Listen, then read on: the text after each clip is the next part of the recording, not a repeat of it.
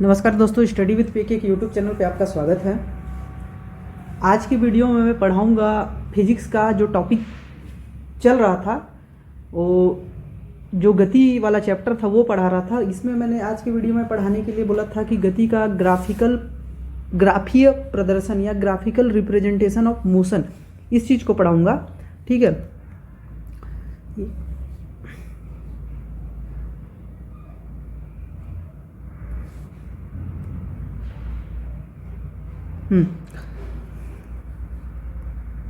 अपना टॉपिक क्या है?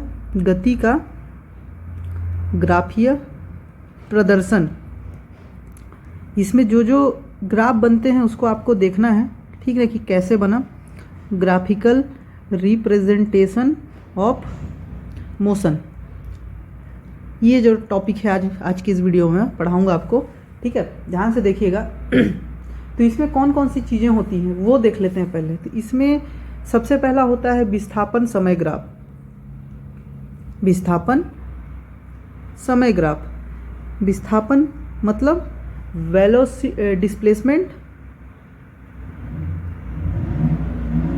डिस्प्लेसमेंट टाइम का जो ग्राफ रहेगा वो। ठीक है, सेकेंड जो रहता है वो रहेगा आपका वेग समय ग्राफ।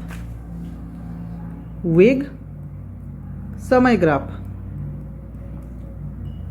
ये क्या हो जाएगा? Velocity time graph. ठीक है, चलिए इसका जो पहला है उसको लेते हैं हम लोग, जो कि है विस्थापन समय ग्राफ, डिस्प्लेसमेंट टाइम ग्राफ। ठीक है ना। अब देखिए, जैसे कि बात चल रहा है विस्थापन समय, तो एक चीज़ ध्यान रखिएगा कि हम लोग जब भी बनाते हैं दो एक्सिस रहता है, उसके एक्स एक्सिस और वाई एक्सिस। ठीक है ना, यहाँ पे आपको समय लेना है और इधर लेना है विस्थापन। ठीक है, क्योंकि हम लोग पहला बना रहे हैं विस्थापन और समय के बीच का जो ग्राफ है वो।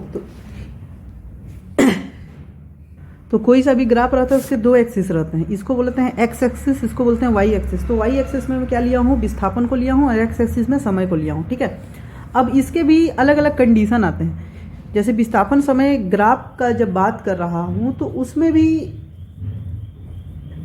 वस्तु विराम है, या वस्तु शून्य त्वरण से आगे बढ़ रही है, या वस्तु एक समान धनात्मक त्वरण से गतिमान है, या वस्तु ऋणात्मक त्वरण से गतिमान है। तो इसके लिए अलग अलग 4 कंडीशन होते हैं। उसके हिसाब से हम लोग एक एक करके बारी बारी से देखते हैं। पहला कंडीशन है जब वस्तु विराम हो। ठीक है, ध्यान समझिएगा, जब वस्तु विराम हो। तो जब वस्तु विराम है तो विराम अवस्था किसे बोलते हैं? कि कोई मेज पे एक टीवी रखी हुई है, एक मेज है, इसमें कोई टीवी रखी हुई है। ठीक है, यह है विराम अवस्था। क्योंकि समय के साथ इसका पोजीशन जो है, डिस्प्लेसमेंट है, वो चेंज नहीं हो रहा है। मतलब पोजीशन इसका चेंज ही नहीं हो रहा, तो उसमें डिस्प्लेसमेंट आएगा ही नहीं। ठीक है, जहाँ पे है वहीं पे रहेगा। तो समय जो रहेगा वो तो बढ़ेगा कंटिन्यूसली। जैसे 11 बजे टीवी यहाँ पे थी तो 12 बजे भी टीवी वहीं पे रहेगी, कोई चेंजेस नहीं आएगा। तो समय तो बढ़ते जाएगा। देखिए एक्स एक्सिस बढ़ते जाएगा, लेकिन जो वाई एक्सिस है इसका पोजीशन वहीं पे रहेगा जहाँ पे वो है। ठीक है ना, मतलब ऊपर की ओर नहीं जाएगा क्योंकि उसका बढ़ नहीं रहा है। तो सिंपल सा एक सीधी रेखा बनेगा इस केस में। तो यह इसका विराम अवस्था में विस्थापन समय ग्राफ। ठीक है, ये पॉइंट ए ले लेते हैं, ये पॉइंट बी। तो पॉइंट ए में भी उसका डिस्प्लेसमेंट उतना ही है। जैसे कि हम लोग इसको डिवाइड कर दें घंटे में, 1 घंटा, 2 घंटा, 3 घंटा, 4 घंटा, 5 घंटा, कितना हो घंटा हो जाए उतना ही रहेगा।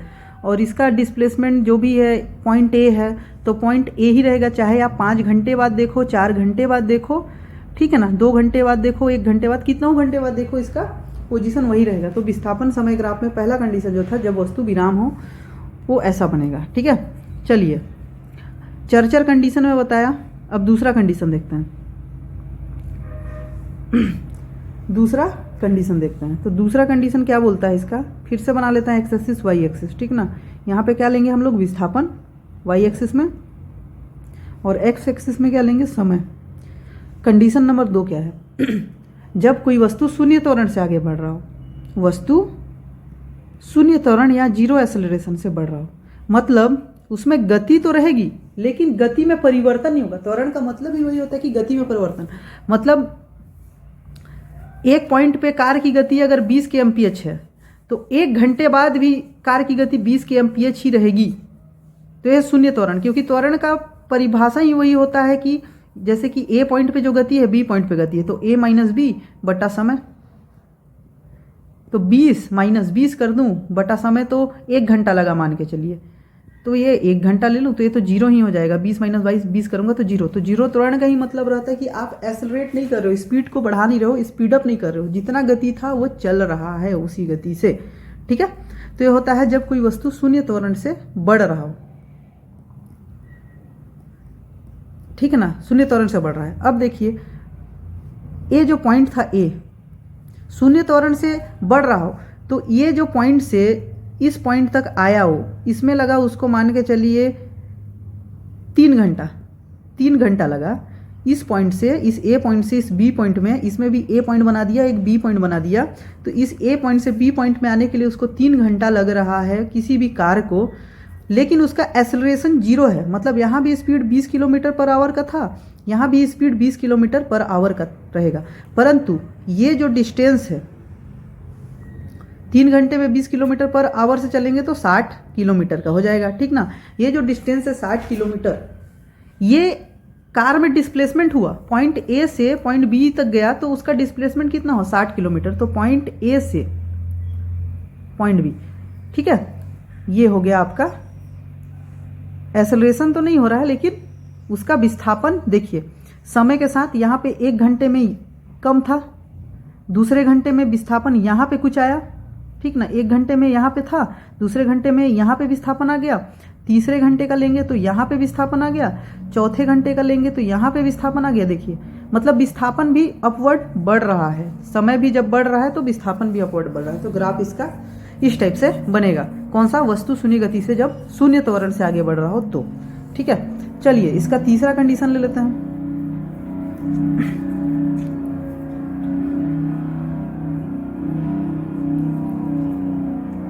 तीसरा कंडीशन फिर से बना लेता, वाई एक्सिस, एक्स एक्सिस ये समय हो गया, ये विस्थापन हो गया वाई एक्सिस में।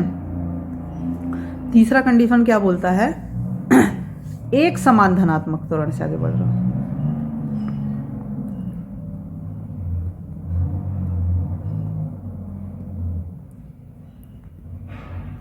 एक समान धनात्मक त्वरण से बढ़ रहा है, मतलब कि यहाँ पे 20 था, 1 घंटे बाद इसका स्पीड 30 हो गया, फिर से 1 घंटे के बाद 40 हो गया। मतलब एक्सेलरेशन कितना कर रहा है, 20 से 30 कर रहा है, मतलब 10 का यहाँ पे 1 घंटे में कर रहा है, फिर से 10 का 1 घंटे में कर रहा है। तो एक समान धनात्मक त्वरण रहा, मतलब स्पीडअप जो रहे पहले 20 के एमपीएच, फिर अगले घंटे 30 के एमपीएच तक हो गया उसका स्पीड, फिर अगले घंटे तक 40 के एमपीएच हो गया। मतलब पॉजिटिव साइड में 20 से 30, 30 से 40, धनात्मक साइड में उसका एक्सेलरेशन बढ़ रहा है 10-10 का। ठीक है, 20 के बाद जब 30 हुआ तो 10 का एक्सेलरेशन हुआ, क्योंकि आप ए पॉइंट बी पॉइंट यहाँ पे लगा 1 घंटा, तो आप इसका एक्सेलरेशन भी निकालोगे तो b माइनस ए बटा 1 समय वही होगा ना। मतलब वेग परिवर्तन कितना हो रहा है कि लास्ट में कितना वेग था, स्टार्टिंग में कितना वेग था, डिवाइडेड समय, तो समय 1 घंटा है तो 1 घंटा ले लिया।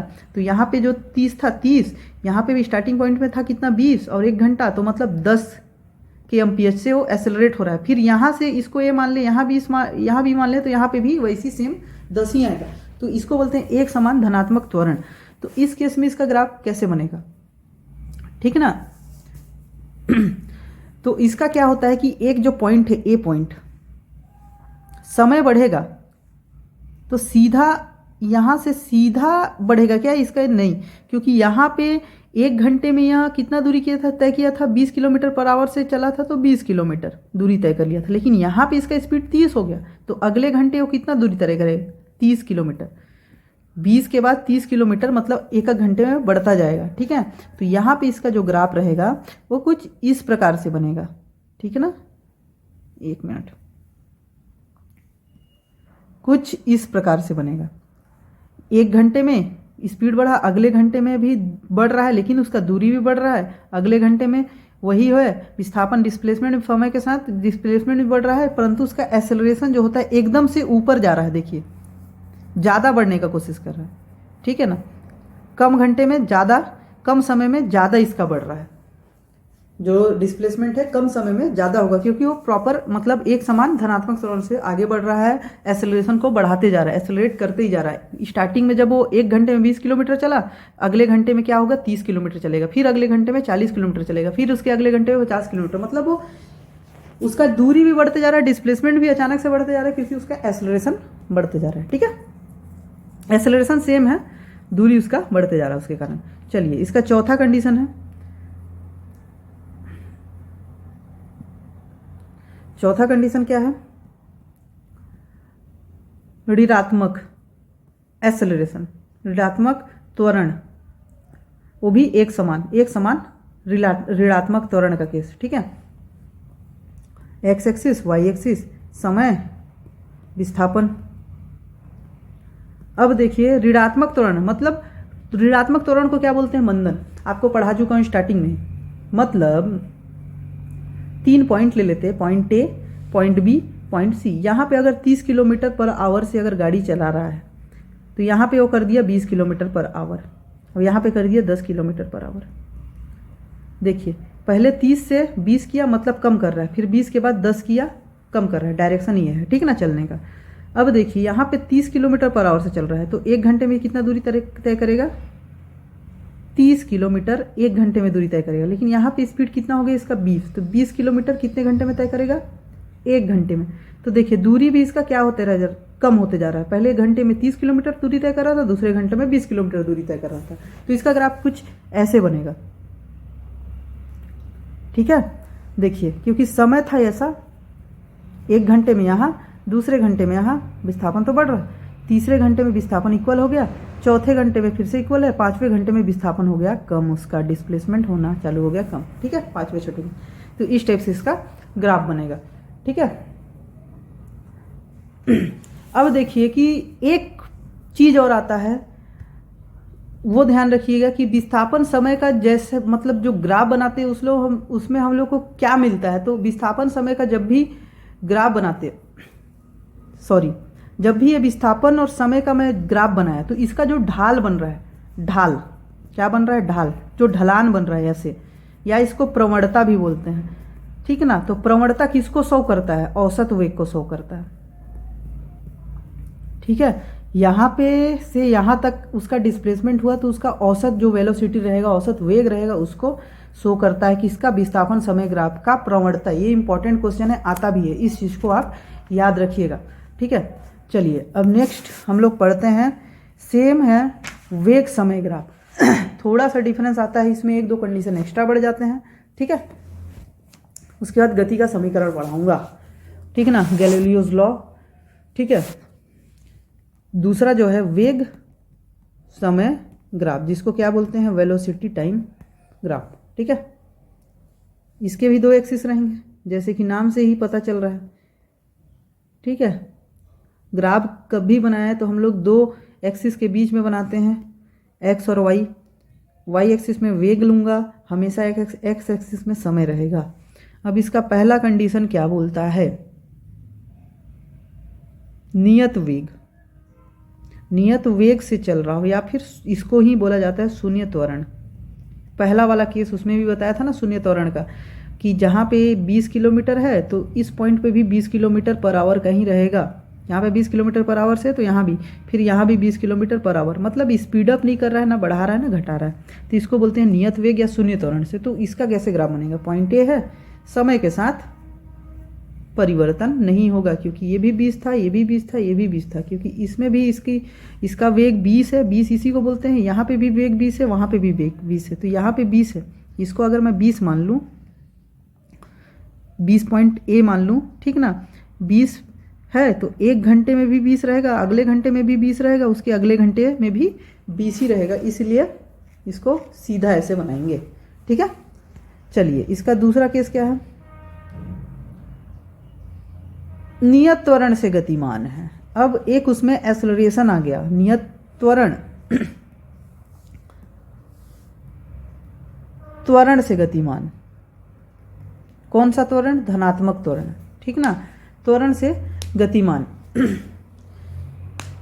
ठीक ना, अब ये याद रखिए इसमें 2 केस आता है, एक पहला शून्य से स्टार्ट और दूसरा जीरो से स्टार्ट नहीं। क्योंकि जब हम लोग गाड़ी चलाते हैं तो गाड़ी स्टार्टिंग में रुकी हुई कंडीशन में रहती है, उस कंडीशन में उसका वेग क्या रहेगा, जीरो रहेगा। लेकिन जैसे हम लोग एक्सीलरेटर लेते जाते हैं तो उस कंडीशन में उसका वेग भी बढ़ते जाता है धीरे धीरे, ठीक है। तो इसलिए इसको हम लोग पहले जीरो से स्टार्ट लेंगे। और दूसरा कंडीशन ये है कि इसका शून्य से स्टार्ट, कोई गाड़ी गतिमान ही है, ठीक ना, मोमेंटम में है, उसके बाद एक्सेलरेशन करते हैं। कोई गाड़ी मोमेंटम में एक्सेलरेट नहीं कर रहे हैं, ऑटोमेटिक चल रही है कोई गाड़ी, और उसके बाद उसमें एक्सेलरेशन करते हैं तो उसका जीरो से स्टार्ट नहीं वाला रहेगा, ठीक ना। पहला वाला जो केस था शून्य से स्टार्ट। देखिए सेम दो एक्सिस, यहाँ क्या रहेगा समय एक्स एक्सिस में, यहाँ का रहेगा वेग। अब पहला इसका केस देखते हैं, जीरो से स्टार्ट। जीरो यहाँ पे रहेगा, ठीक है। जीरो से स्टार्ट कब होगा, जब आप गाड़ी रुके हुए हो, उसके बाद आप गाड़ी स्टार्ट किए, किक मारे, उसके बाद आप एक्सेलरेट किए, गाड़ी को एक्सेलरेट किए, एक्सीलेटर दबाए, उसके बाद वो जब गाड़ी चलने लगा उस कंडीशन में, तो पहले घंटे में उसकी स्पीड यहाँ जीरो से स्टार्ट हुई। पहले घंटे में उसकी स्पीड 20 kmph/h हो गया। उसके बाद दूसरे घंटे में 30 kmph/h हो गया, क्योंकि धनात्मक त्वरण से बढ़ रहा है। पहले 0, फिर 20, फिर 30, फिर 40, ऐसे बढ़ रहा है, ठीक है। 1 घंटा, 2 घंटा, 3 घंटा, 4 घंटा।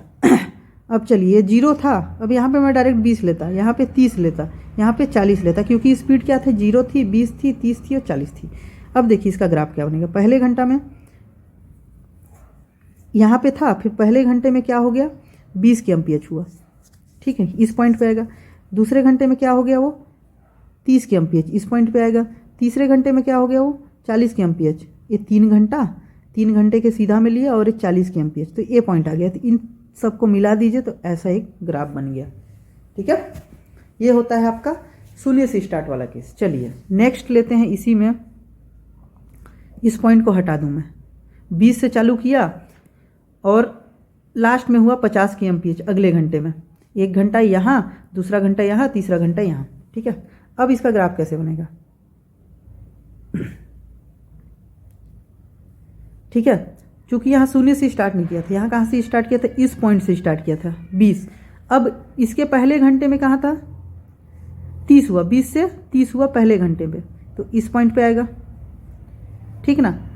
अगले घंटे में इसका, दूसरे घंटे में 30 से 40 हुआ, तो इस पॉइंट पे आएगा। यहाँ पे 50 ले लेता है एक। अगले घंटे में इसका 50 पे आया, मतलब यहाँ पे हो गया। अब इसको यहाँ से यहाँ मैं मिला दूँ तो ये बन गया आपका, जब शून्य से स्टार्ट नहीं होता तब वाला केस, ठीक है। 2 केस आ गया इसका। अब देखिए पहला, यदि कोई वस्तु शून्य प्रारंभिक वेग से बढ़ते हुए त्वरण से गतिमान है। अब उसका त्वरण तो यहाँ पे 10-10 का था, ठीक है, 10-10 का था। अब क्या बोल रहा है कि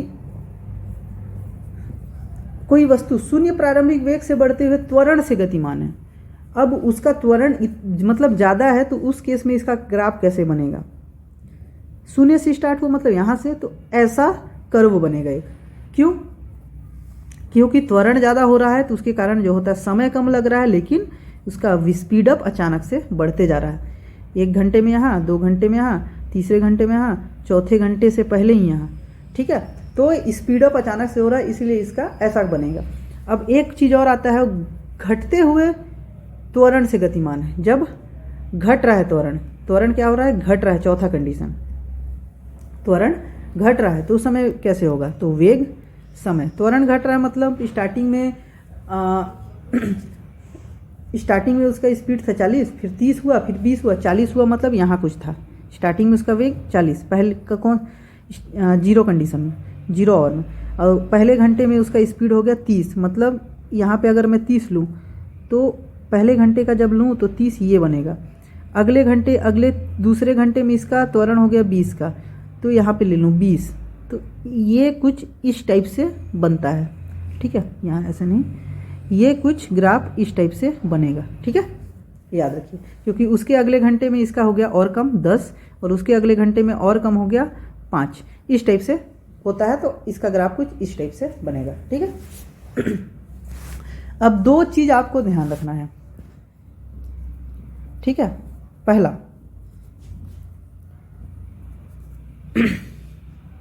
एक था आपका क्या, विस्थापन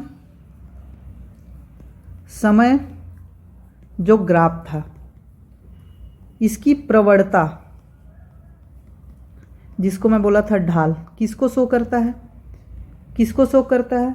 औसत वेग को, औसत वेग को, एवरेज वेलोसिटी को। दूसरा, वेग समय ग्राफ पढ़ाया, वेग समय ग्राफ की प्रवणता या ढाल, ये किसको शो करेगा? ये औसत त्वरण को शो करेगा। ठीक है, ये याद रखिएगा। और वेग समय ग्राफ की का जो क्षेत्रफल बनता है, जो वेग समय ग्राफ जो मैं यहाँ पे बताया, इसका जो एरिया बनेगा यहाँ से लेके इस पॉइंट तक जो क्षेत्रफल बनेगा पूरा, इसका जो एरिया रहेगा, ये जो रेड मार्क जिसको मैं कर दिया हूँ, ये किसको शो करेगा? तो ये शो करेगा वस्तु द्वारा तय की गई दूरी को।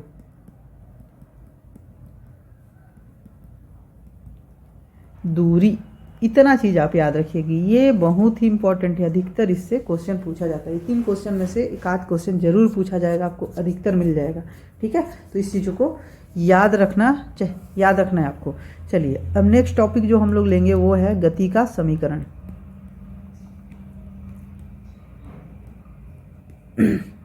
ठीक है, गति का समीकरण, इक्वेशन ऑफ मोशन।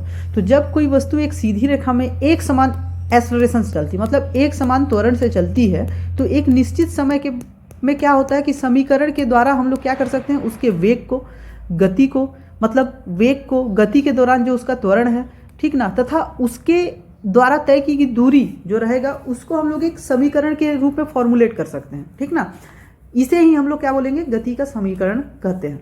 ठीक है, मतलब क्या है, एक बार और सुन लीजिए। कोई भी वस्तु है एक सीधी रेखा में एक समान त्वरण, इसके लिए कंडीशन क्या है? एक समान त्वरण से चल रही हो। किसमें?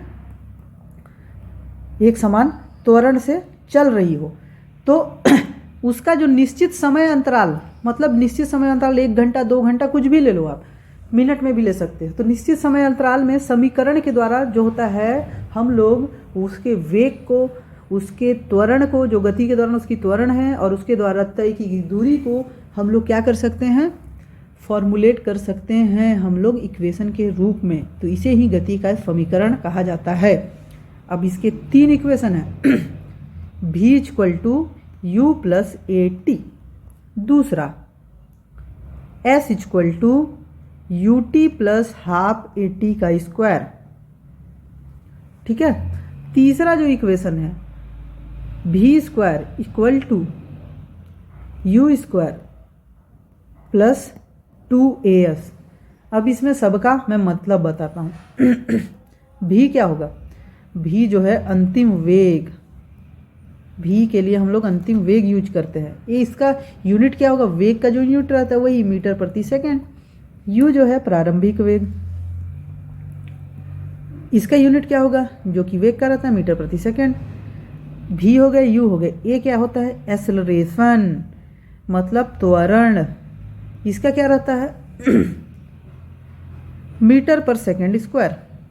ठीक है, उसके बाद टी बोले तो टाइम या समय, समय का क्या रहता है? Unit second.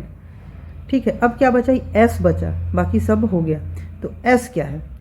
एस जो होता है टी समय में चली गई दूरी, दूरी जो कि टी समय में चलती है, टी समय में चली गई दूरी, मीटर में इसका यूनिट रहेगा।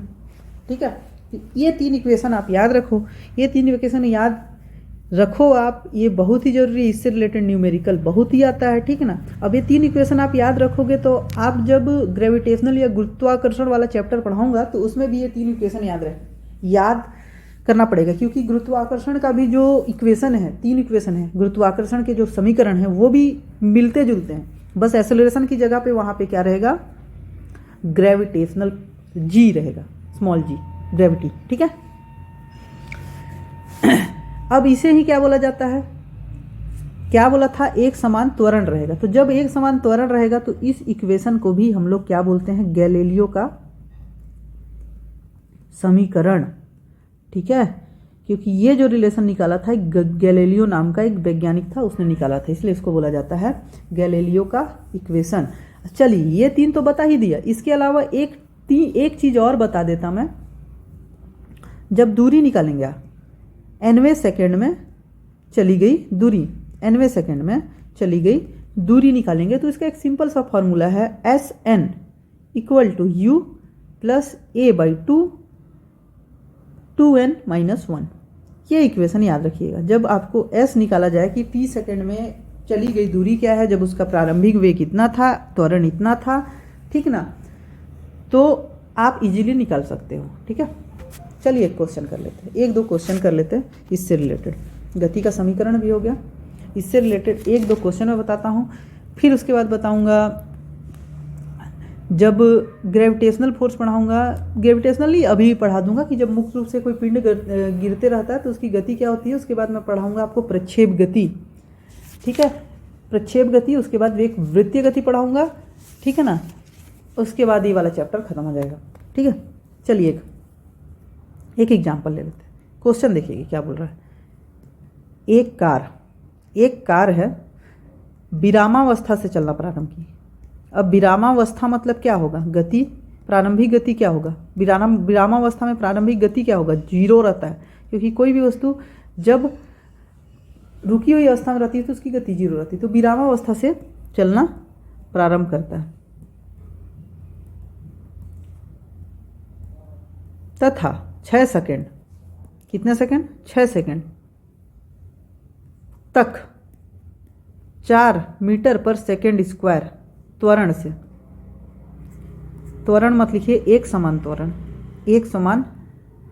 त्वरण से चलती है, क्योंकि कंडीशन भी बताया था एक समान त्वरण होना चाहिए, तभी ही गैलीलियो का इक्वेशन या गति का समीकरण लागू होता है उस पर। ठीक है, चलती है। तब कार द्वारा प्राप्त की गई चाल, क्या निकालना है, चाल, प्राप्त की गई चाल तथा तय की गई दूरी निकालिए, तय दूरी निकालिए। अब देखिए इसमें क्या क्या हम लोग को मिल रहा है। विरामावस्था मतलब प्रारंभिक, मतलब यू लूँ तो क्या, 0 मीटर प्रति सेकेंड। ठीक है, पहला चीज। अब एक्सेलरेशन का बात किया है, एक्सेलरेशन मतलब ये 4 मीटर पर सेकेंड स्क्वायर, एक्सेलरेशन आ गया इसका। अब क्या बोला है, समय, मतलब टी का भी बात किया है 6 सेकेंड। ज्ञात क्या करना है अपने को, भी अंतिम वेग, तय की गई दूरी निकालना है तो s निकालना पड़ेगा। प्राप्त की गई चाल मतलब अंतिम जो चाल रहेगा वो भी ये निकालना है, और तय की गई दूरी मतलब s ये निकालना है। ये दो चीज निकालना है। क्या फॉर्मूला लगाऊं, तो क्यों ना मैं v निकाल लूँ पहले। v पहला इक्वेशन लगाता हूँ, u प्लस AT, यहाँ पे u भी है मेरे पास, ये भी है, t भी है, v निकल जाएगा।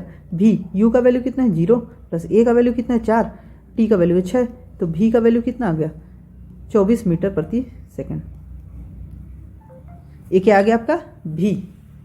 ठीक है, अब अपने को निकालना है s, क्या निकालना है s। ठीक है, तो s निकालने के लिए सिंपल सा फॉर्मूला क्या है, s equal to U T plus half AT square. s का वैल्यू, u का वैल्यू कितना है 0, t का वैल्यू 6 प्लस 1/2, a का वैल्यू क्या है, एक्सेलरेशन कितना बोला है 4, और t मतलब 6 का स्क्वायर हो जाएगा, t स्क्वायर। ये वाला टर्म क्या हो जाएगा, 0 को गुणा जब 6 से करूँगा तो 0 प्लस हाफ 4 गुणे 6 का स्क्वायर कितना हो जाएगा 36, इस 2 से इस 2 को काट, 4 को काट देते हैं, यहाँ बचा 2, तो s का वैल्यू कितना आ जाएगा 0 प्लस 72 या फिर सिर्फ 72। ये क्या हो जाएगा, s का वैल्यू 72 मीटर। ये आपका आंसर है। मतलब अंतिम वेग तो इसका 24 मीटर प्रति सेकंड आ गया, और s का वैल्यू मतलब तय की गई दूरी 72। अब इसके लिए एक और फार्मूला बताया, उस फार्मूला से भी चाहे तो s निकाल सकते हैं। Sn इक्वल टू क्या बताया था, u plus a/2 2n minus 1, ये फार्मूला बताया था। कौन सा सेकंड में निकालना, 6वें सेकंड में। तो s 6 equal to u 0 plus acceleration 4/2, 2 गुणे n का वैल्यू 6 माइनस 1। 1 मिनट। ठीक है, S6 इक्वल टू 0 प्लस 2 दूनी 4, और ये कितना हो जाएगा 11, तो ये कितना आ जाएगा 22। तो 22, इसका तय की दूरी 22 मीटर कितना 6वें सेकंड में तय की गई दूरी, जब उसका कंडीशन रहेगा क्या, जब वह एक समान त्वरण से एक्सेलरेट हो रहा हो, ठीक है ना। ठीक है, ये हो गया 6वें सेकंड में 22 मीटर। ये भी निकाल सकते लेकिन क्वेश्चन में दिया नहीं है, ठीक है ना। अंतिम वेग निकाल लिया आपने और तय की गई कुल दूरी भी आप निकाल लिए, ठीक है। सेम इसी टाइप से आपका बनता है, ये तीनों इक्वेशन से बहुत सारे क्वेश्चन आपके बन जाएंगे। 3 और 1 जो 4 चौथा इक्वेशन बताओ। अब देखिए एक चीज़ और याद रखिएगा, मुक्त रूप से गिरते हुए पिंड की गति, free fall motion of an object, ठीक ना। जब कोई वस्तु ऊपर से मुक्त रूप से छोड़ी जाती है, ध्यान सुनिएगा बोल रहा हूँ। अब आपने एक चीज़ पढ़ा होगा, गुरुत्वाकर्षण बल, गुरुत्व बल। जब आप किसी गेंद को ऊपर फेंकते हो तो ऊपर तो जाता है लेकिन एक पॉइंट के बाद 0 हो जाती है इसकी स्पीड और वो नीचे आने लगता है। तो नीचे कौन सी स्पीड से आती है आपको पता है क्या? वो होता है 9.8 मीटर प्रति सेकेंड स्क्वायर, ठीक ना। 9.8 मीटर पर सेकेंड स्क्वायर उसका गति रहता है, तो उसी को बोलते हैं गुरुत्वीय त्वरण, ठीक है। गुरुत्वीय त्वरण क्या रहता है?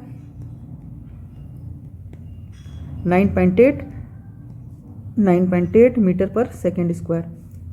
बाल को कितना स्पीड से आप ऊपर की ओर फेंको, जब एक पॉइंट आएगा वहाँ से जो गिरने की इसकी जो स्पीड रहेगी, जो एक्सेलरेशन होगा, जो त्वरण होगा उसमें 9.8 मीटर पर सेकेंड स्क्वायर उसका त्वरण, मतलब इस स्पीड से वो बढ़ते हुए गिरेगा, ठीक है। तो यहाँ पे एक्सेलरेशन जब भी आए, मुक्त रूप से गिरते हुए पिंड की गति का क्वेश्चन आए तो एक्सेलरेशन नहीं भी दिया है तो आपको एक्सेलरेशन इसको हम लोग 9.8 लेंगे, जिसको जी भी बोलते हैं हम लोग। जी 9.8 मीटर पर सेकेंड स्क्वायर लेना ही है जब कोई वस्तु ऊपर से गिरती है, तो चाहे दे चाहे ना दे, ठीक है। मतलब क्या है कि इस पॉइंट पे इसकी, यहाँ पे तो 0 था इसकी गति, 0 kmph, लेकिन जैसे ही इस पे आया एक कुछ साइन 1 सेकेंड पे, तो ये 9.8 बढ़ गया, फिर एक पे आया तो फिर से 9.8 प्लस 9.8, मतलब पर सेकेंड 9.8 इसका स्पीड बढ़ते जा रहा है, ये याद रखिएगा, ठीक है। अब देखिए, अब स्वतंत्र रूप से कोई वस्तु गिरती है तो जी का मान एक समान रहता है, ठीक है ना। ऊंचाई पे गिराने, जैसे कि ऊंचाई से गिरने पर एक पंख एक सिक्के की तुलना में देर से पृथ्वी की सतह पर पहुंची, आप तो देखे ही हैं, ठीक है ना। तो मतलब भार का इफेक्ट पड़ता है। इसका कारण क्या होता है कि जो वायु रहता है, ठीक ना, सराउंडिंग जो एयर रहता है वो क्या करता है, भार में अवरोध उत्पन्न करता है, ठीक ना। यही चीज़ अगर निर्वात में देखा जाए, दो वस्तु निर्वात में जहाँ पे एयर ना हो, डिफरेंट भार के हैं, डिफरेंट वेट के हैं, एक पंख भी है और एक कोई गेंद भी है, तो दोनों समान एक टाइम पे ही नीचे गिरेंगे, ठीक ना, क्योंकि वहाँ पे वायु का इफेक्ट नहीं रहता। लेकिन जहाँ पे वायु का इफेक्ट रहता है, इस कारण से जो हल्की चीज़ें रहती है वो थोड़ा लेट से गुजरती है, वहाँ पे ग्रेविटेशनल फोर्स में वायु का इफेक्ट आता है जिससे उसका स्पीड कम हो जाता है, ठीक है। तो इसके लिए 3 फॉर्मूला होता है, वो भी याद रख लीजिए। जैसे भी उसमें u प्लस AT था, अब यहाँ पे हमेशा a की जगह में आपको g का यूज करना है, u प्लस GT। दूसरा equation v square equal to u square plus 2gs, ठीक है। तीसरा इक्वेशन h, अब इसमें हाइट का बात आएगा, उसमें किसका बात आ रहा था, दूरी का, क्योंकि दूरी ऐसे रहता था, अब इसमें गिर रहा है तो ये इसमें एक हाइट का बात आएगी क्योंकि नीचे गिर रहा है, ऊंचाई, तो h का बात आया। तो जब भी आएगा तो ut plus half AT square था उसमें, तो इसमें GT स्क्वायर, 3 इक्वेशन इसका भी बन गया आपको, ठीक है। ये ग्रेविटेशनल एक्सेलरेशन, गुरुत्वीय त्वरण, ग्रेविटेशनल एक्सेलरेशन बोलते हैं इसको, गुरुत्वीय त्वरण, ठीक है। और हाइट, इसमें ऊंचाई, ये 2 चीज़ अलग हो जाता है, बाकी सब सेम रहता है। अब मुक्त पतन की स्थितियां देख लीजिए। अब कोई पिंड है वो ऊर्ध्वाधर नीचे की ओर गिरा जाए, मतलब किसी छत से एक गेंद में फेंका हो तो उसका गुरुत्वीय त्वरण क्या होगा, बढ़ते जाएगा, एक्सेलरेशन धनात्मक होते जाएगा, यही चीज़ बोलूँ, मतलब धनात्मक होते जाएगा, क्योंकि जब भी नीचे गिर रहा है उसका स्पीड 9.8 मीटर पर सेकेंड स्क्वायर से एक्सेलरेट हो रहा है, लगातार उसका त्वरित हो रहा है, ठीक ना। लेकिन यही, इसके कारण क्या होता है, उसका वेग भी बढ़ते जाएगा। अब यही चीज बोलूँ कि एक गेंद को ऊपर में फेंकूँ, ठीक ना, जमीन से ऊपर क्यों फेंकूँ, तो गुरुत्वीय त्वरण क्या होगा, यहाँ पे स्पीड था 20, लेकिन इस पॉइंट पे आके जब गिरना चालू होगा यहाँ पे हो जाएगा 0, जब गिरना चालू होगा तो फिर से इस पॉइंट पे 20 ही रहेगा, दो कंडीशन देख लीजिए। अब यहाँ से जब मैं पहला कंडीशन लेता हूँ, इधर फेंकता हूँ, तो इसका वेग क्या होगा, 9.8 मीटर पर इस सेकेंड स्क्वायर से घटते जाएगा, उसका एक्सेलरेशन घटते जाएगा, तो लास्ट में वेग हो जाएगा 0। तो वहाँ से जब नीचे फिर से गिरना चालू होता है तो यहाँ से फिर से 9.8 मीटर पर सेकेंड स्क्वायर से एक्सेलरेट होकर यहाँ पे फिर से 20 उसका स्पीड हो जाएगा। ठीक है, ये याद रखिएगा। प्रारंभिक वेग जब फेंकेंगे, नीचे गिराएंगे, तो यहाँ पे प्रारंभिक वेग क्या रहेगा, 0। यहाँ पे प्रारंभिक वेग 0 रहेगा, लेकिन जब वहीं पे हम लोग ऊपर की ओर फेंकेंगे तो अंतिम वेग उसका 0 रहेगा। ये याद रखिएगा, ठीक है ना। अब देखिए यहाँ से जब यहाँ पे फेंका मैं, तो इसमें लगा 10 सेकेंड, 0 होते तक मान के चलिए 10 सेकेंड लगा। तो जब गिराऊंगा भी इस पॉइंट से यहाँ तक, तो भी उसमें 10 सेकेंड ही लगे, मतलब दोनों कंडीशन में समय समान लगेगा। ठीक है, हाँ। प्रक्षेप गति देख लीजिए। प्रक्षेप गति क्या होता है, उससे रिलेटेड 1-2 क्वेश्चन आते हैं, और क्या क्वेश्चन आते हैं वो भी बता देता हूँ मैं, ठीक ना। अब इसके लिए प्रक्षेप गति के लिए कोई फार्मूला और ज़्यादा याद रखने की जरूरत नहीं, सिंपली आप जान लीजिए प्रक्षेप गति मतलब या प्रोजेक्टाइल मोशन होता क्या। ठीक है, 1 मिनट मिटा लेते हैं इसको।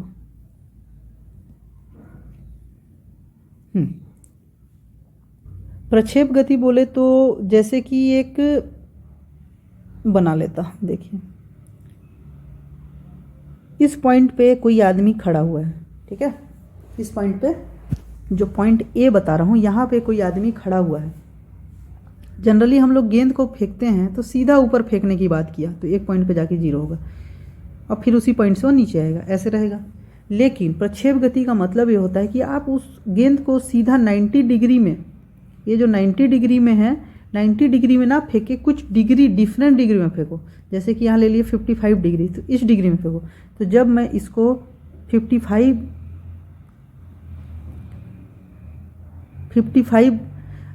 डिग्री में फेंकता हूँ तो ऐसे इसका ग्राफ बनेगा। एक पॉइंट आएगा, फिर यहाँ से वो नीचे गिरना चालू होगा, तो डायरेक्टली ऐसे नीचे नहीं गिरेगा,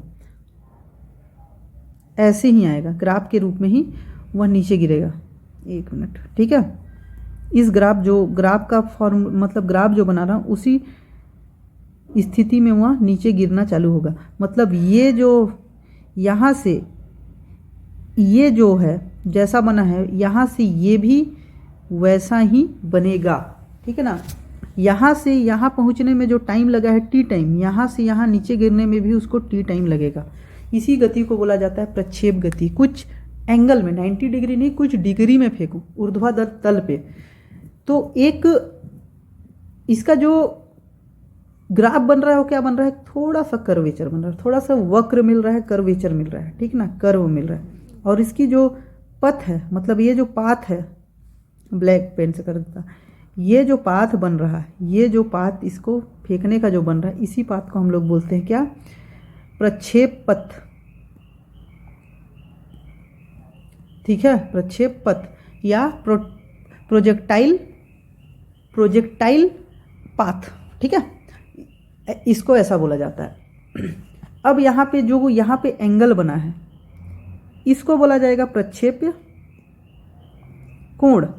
जो धरातल से एंगल बना है उसको बोला जाएगा प्रक्षेप कोण, जितना डिग्री बने, इसको थीटा से डिनोट करते हैं, ठीक है।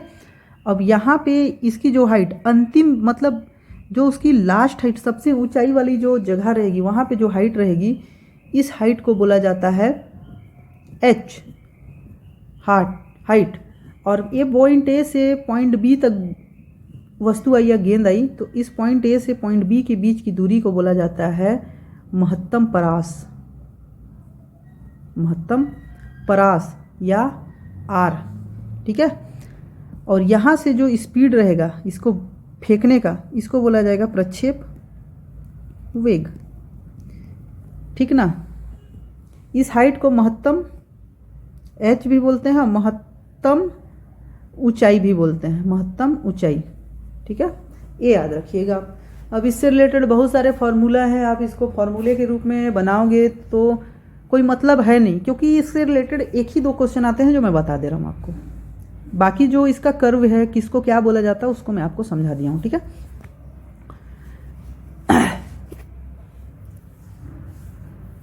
तो प्रक्षेप गति जब मैं पढ़ाया तो उसको आप इसका एग्जाम्पल क्या ले सकते हैं,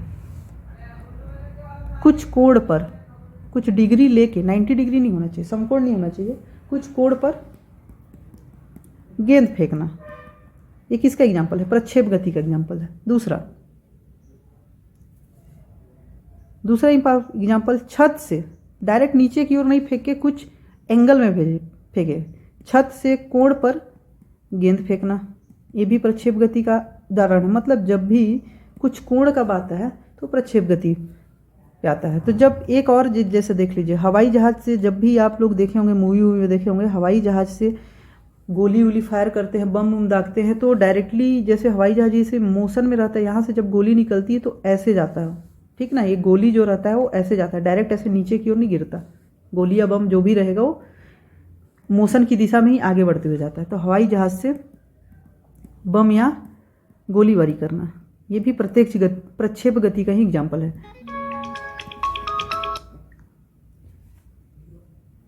इसके और भी एग्जाम्पल हो सकते हैं, जैसे कि भाला फेंक, जेवलिन थ्रो में जो बनता है वो भी प्रक्षेप गति का उदाहरण है, ठीक ना। चक्का फेंक, भाला फेंक, ठीक है। रॉकेट की गति भी प्रक्षेप गति का उदाहरण होता है, रॉकेट की गति। और एक होता है बल्ले से गेंद मारना, बल्ले से जब आप सिक्सर मारते हैं, फोर मारते हैं, जो भी मारते हैं, बल्ले से गेंद मारना, तो ये भी एक प्रक्षेप गति का उदाहरण है। तो इसका एक क्वेश्चन जब बहुत ही इंपॉर्टेंट है, ये सब उदाहरण तो आप याद हो ही गया होगा जब मैं बताया तो, ठीक ना। एक इसका क्वेश्चन जो है बहुत ही इंपॉर्टेंट है कि कोई भी बैट्समैन जो है किसी गेंद को कितने डिग्री में मारे कि वो मैक्सिमम दूरी तक जाए, कितने डिग्री में मारे तो मैक्सिमम दूरी तक जाए। तो ये होगा आपका 45 डिग्री, ठीक है, क्योंकि 45 डिग्री में लगातार जितना जा सकता है ऊपर जाएगा गति के हिसाब से। एक पॉइंट आएगा महत्तम ऊंचाई का, फिर से गिरेगा, तो ये ज़्यादा से ज़्यादा दूरी पे जाएगा, ठीक है। ये जो दूरी रहेगी बहुत ज़्यादा रहेगी, इसका जो परास रहेगा, ठीक ना, महत्तम परास जो रहेगा बहुत ज़्यादा रहेगा। दूसरा, अगर मैं इसी को अगर 30 डिग्री लूँ तो 30 डिग्री में कुछ ऐसे बनेगा, इस पॉइंट पे आया, महत्तम परास हासिल नहीं किया और इस पॉइंट पे गिर गया। 55 डिग्री पे क्यों करूँ, तो ये इसमें भी महत्तम परास ऐसे जाएगा 55 डिग्री में, फिर ऐसे गिर जाएगा, ठीक ना। तो 45 डिग्री इसका आंसर याद रखिएगा, 45 डिग्री। ये बहुत सारे एग्जाम में पूछ चुका है और आएगा भी, ठीक है। हो गया ये।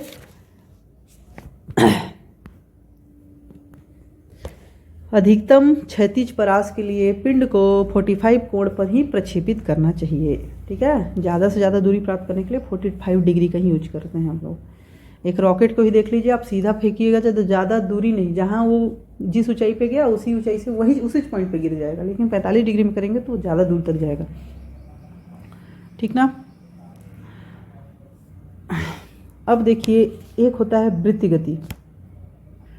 अब जब प्रक्षेप गति पढ़ा ही रहा था तो 2-3 चीज़ें और बता देता हूँ कि जब भी प्रक्षेप गति का बात है, प्रक्षेप गति का बात है तो उसमें एक समान त्वरण रहेगा,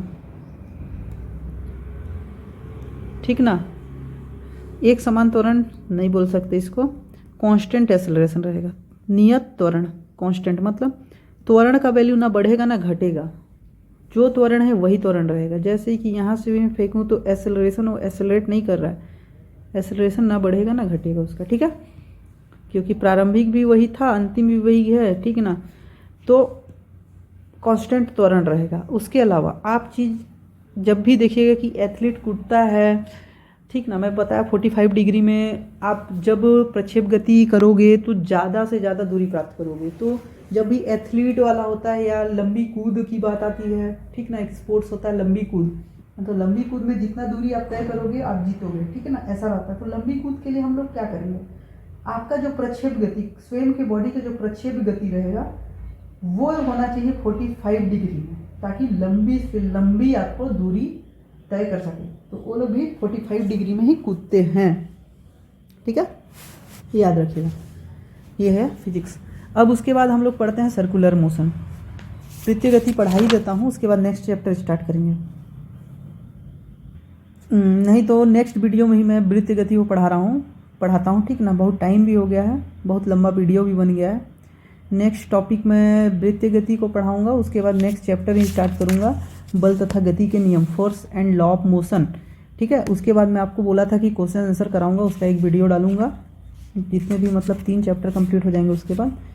और बल तथा गति में बहुत सारा चीज़ पढ़ाऊँगा, जैसे कि बल क्या होता है, बल के टाइप क्या होते हैं, उसके अलावा प्रकृति में और क्या क्या बल उपलब्ध हैं, ठीक ना। रेंज क्या होता है उसका, ठीक ना। ऑपरेट्स कैसे होते हैं वो लोग, संचालित किस में होते हैं, ठीक है। टाइप में संतुलित बल, असंतुलित बल, संपर्क बल, क्षेत्र बल, ठीक ना, ये सब। फिर जड़त्व का वो अच्छे से पढ़ाऊंगा, विराम का जड़त्व क्या होता है, गति का जड़त्व क्या होता है, दिशा का जड़त्व क्या होता है, उसके उदाहरण के साथ। फिर Newton law of motion, Newton के गति के नियम, first law, second law, third law, उसके एग्जाम्पल से सहित। एग्जाम्पल बहुत ही पूछा जाता है क्वेश्चन में न्यूटन्स लॉ के से रिलेटेड। एक एग्जाम्पल दे देगा, पूछेगा कि इसमें से यह एग्जाम्पल, यह उदाहरण न्यूटन के किस नियम के अनुसार है, ठीक है। अब उसका तीनों लॉ होता है, तीनों लॉ के बारे में बताऊंगा, ठीक ना। उसके बाद में आपको इम्पल्स पढ़ाऊंगा, आवेग, जो कि बोलते हैं संवेग परिवर्तन की दर को ही आवेग बोलते हैं, ठीक है। उसके बाद होता है घर्षण, फ्रिक्शन। अब उसके टाइप, स्टैटिक फ्रैक्शनल फोर्स, जिसको स्थैतिक घर्षण बल, सीमांत घर्षण, गतिक घर्षण, लोटनिक और सर्पिक घर्षण, ठीक ना, ये। फिर घर्षण की कुछ आवश्यकताएं हैं, कुछ फायदे हैं, कुछ दोष हैं, ये सब को बताऊंगा। घर्षण को कम करने की विधियां भी, जैसे कि आप साइकिल के बीरिंग जो रहता है उसमें क्या ग्रीस डालते हो, वो घर्षण कम करने के लिए ही डालते हो, ठीक ना, घर्षण ना हो, ताकि ये सब चीज़ें जो होता है कम करने के उपाय होते हैं, ठीक ना। और जैसे कि बॉल बीरिंग का भी आप यूज करते, लुब्रिकेशन में बता ही दिया, ग्रीस या ऑयल का यूज करते, ठीक है ना। ये सब चीज़ें बताऊंगा। उसके बाद 2 और चीज़ें हैं, सेंट्रीपिटल फोर्स, अभिकेंद्रीय बल, और सेंट्रीफ्यूगल फोर्स जिसको बोलते हैं अपकेंद्रीय बल।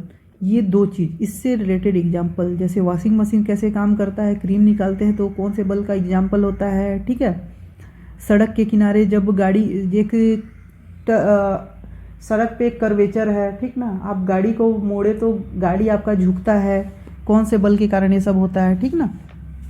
ये सब सारी चीज़ें पढ़ाऊंगा। उसके बाद मैं आपको क्वेश्चन आंसर कराऊंगा 3 चैप्टर का, और उसके बाद हम लोग स्टार्ट करेंगे गुरुत्वाकर्षण, और मैथ सीरीज भी, रीजनिंग सीरीज भी अभी थोड़ा छूटा हुआ है, रुका हुआ है। 3 चैप्टर पढ़ा लेने के बाद, जब फिजिक्स का 3 चैप्टर पढ़ा लूँगा, उसके बाद मैं आपको मैथ सीरीज फिर से स्टार्ट करूँगा, उसमें 3-4 चैप्टर ख़त्म करूँगा, और रीजनिंग भी 3-4 चैप्टर ख़त्म करूँगा, जल्दी सब कुछ ख़त्म कर दूँगा, ठीक है। बस यही है कि व्यूज़ नहीं बढ़ रहे हैं, सब्सक्राइबर नहीं बढ़ रहे हैं, लेकिन कोई दिक्कत नहीं है। मिलते हैं नेक्स्ट वीडियो में, तब तक के लिए धन्यवाद।